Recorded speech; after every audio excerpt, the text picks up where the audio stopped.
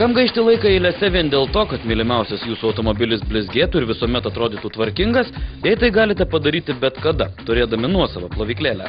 Šiandien supažindinsime jūs su Stihl aukšto slėgio plovyklų šeima, kuri nenuvils keliant įvairiausias užduotis, esant minimaliems ir ypač dideliems nešvarumams, pradedant automobilio, serviso patalpų, variklio plovimu ir baigiant nuosavo kiemo ar namo fasado priežiūrą.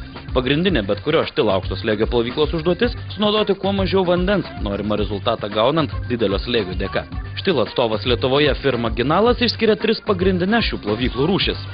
Pirmoji ir pati populiariausia tarp vartotojų – mėgėjiškų plovyklų rūšis, kurios jau tapo daugelio žmonių nepamainamų pagalbininkų prie namų. Naudojant įvairiausių Stihl sukurtus priedus, ne tik automobilis, bet ir aplinka jūsų kieme bus švari su minimaliom energijos sąnaudom. Netgi rudeniniais lapais užsikišęs lietvamzdis bus išvalytas štai tokio vamzdelio jungimo prie plovyklos dėka. Didelius slėgio skėčio forma purškiamas vanduo pats traukia vamzdelio antgalį į priekį, už save šalindamas nešvarumus. Patys paprasčiausi plovimo įrenginiai neturi reguliavimo slėgių, tai yra maksimalus slėgis ir jį galima reguliuoti tik tai atitolinus arba priartinus taip vadinamą darbinį pistoletą. Tačiau visi ir patys mažiausi ir didelėsni tie įrenginiai turi 2 variantus purkštukų.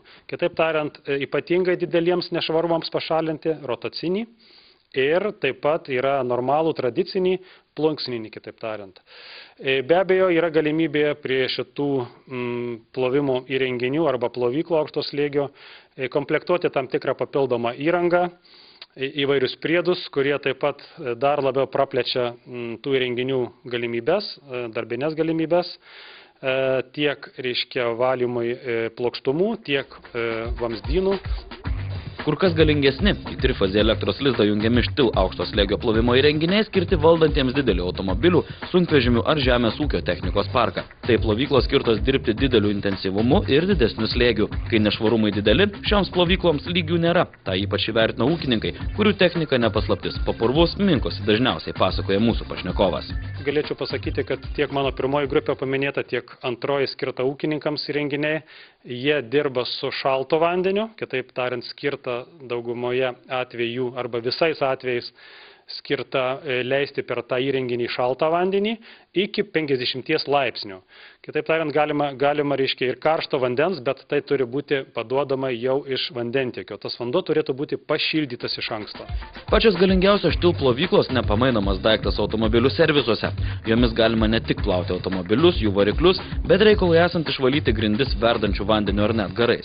Šiam įrenginiui pakanka šalto vandens, o jums belieka tik nustatyti norimą temperatūrą bei slėgį. Esant tokioms reguliavimo galimybėms, ši aukšto slėgio plovykla gali uždirbinėti pinigus ir kartu būti vyriausiu higienos inspektoriumi automobilių serviso dirbtuvėse.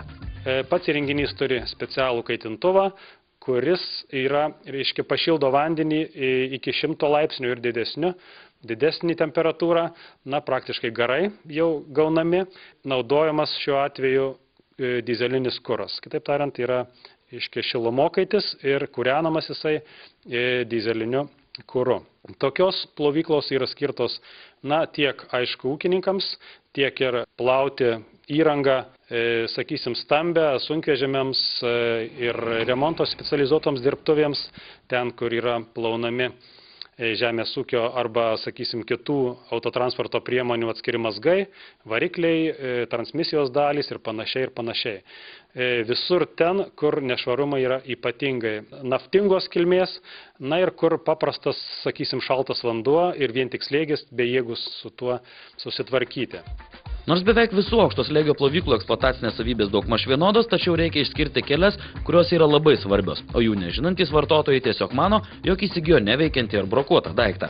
Pirma, nereikia užmiršti, jog plovykloms reikalingas patikimas elektros šaltinis. Išmanantiems šiame reikale paminėsime, jog krūvis vienai fazei gali pakilti iki 3 kW, todėl bet koks žoliapjovės ar krūmapjovės laidelis vargu ar tai atlaikys. Antra, įrenginio nerekomenduojama iškart įjungti vos prijungus vandens žarną. Tokiu atveju plovykla tik spjaudysis vandeniu, o tikroji srovė pasirodys negreit.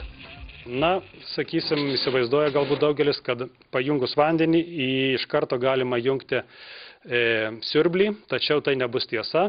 Visuomet reikalinga palaukti jungiant siurblį tol, kol bus užpildomas visas siurblys vandeniu. Kitaip tariant, reikėtų luktelėti, kol pilnai užsipildys visa sistema siurblį paėmus kartu be elektros variklio ir įjungti pavarą, sakysime, elektrinę, tik tai tuomet, kuomet jau nebebus trūkčiojimų vandens užpildyme. Jei jūsų automobilis vis dar atrodo panašiai, kokios spalvos trinkelės namo kieme primena tik senos nuotraukas, firma Ginalas kviečia išbandyti Stihl aukšto slėgio plovyklas. Daugiau apie šios įrenginius ir platinimo vietas internete www.ginalas.lt.